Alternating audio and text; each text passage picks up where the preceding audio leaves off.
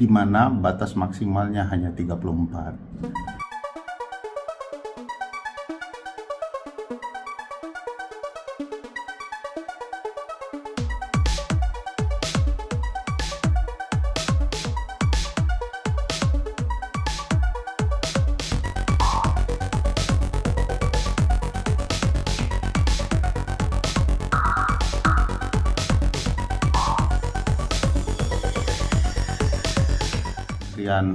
Negara dibatasi berdasarkan Undang-Undang 39 tahun 2008 tentang Kementerian Negara, di mana batas maksimalnya hanya 34. Gagasan pembatasan para menteri ini sesuai dengan pengalaman ketatanegaraan kita.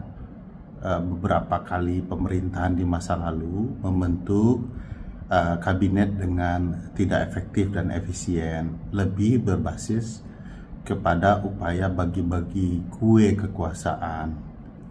Bahkan kita pernah punya pengalaman kabinet 100 menteri, jumlah yang sangat fantastis untuk membangun sebuah negara yang punya keadaban bernegara, di mana efektivitas menjadi satu nilai penting.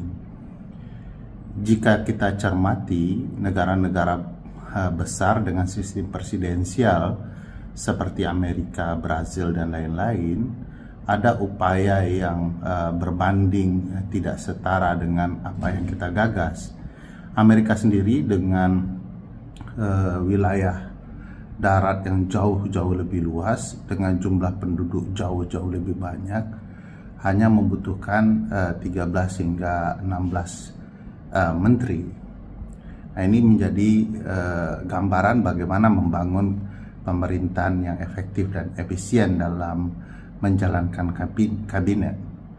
Makin banyak orang di dalam, makin banyak upaya untuk menerapkan sesuatu kepentingan bukan berdasarkan keinginan presiden, sehingga di sanalah yang akan menimbulkan para menteri bekerja atas dasar kepentingannya sendiri. Padahal menurut pasal 17 Undang-Undang Dasar dan pasal 4 Undang-Undang Kementerian Negara, presiden itu adalah pimpinan para menteri. Para menteri adalah pembantu presiden dan bertanggung jawab kepada presiden.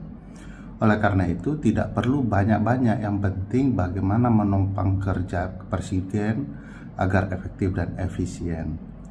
Kalaulah undang-undang sudah membatasi, maka tidak ada cara lain bagi presiden untuk kemudian mematuhi undang-undang, kecuali tentu saja kalau undang-undang diubah secara paksa, secara politik, agar pembagian kue kekuasaan bisa berjalan.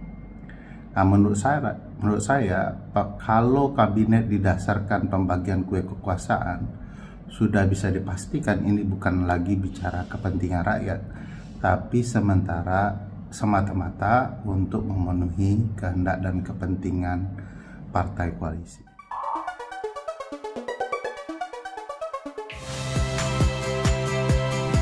Saya Liviana Cerlisa. Saksikan program-program Kompas TV di siaran digital, pay TV, dan media streaming lainnya. Kompas TV, independen, terpercaya.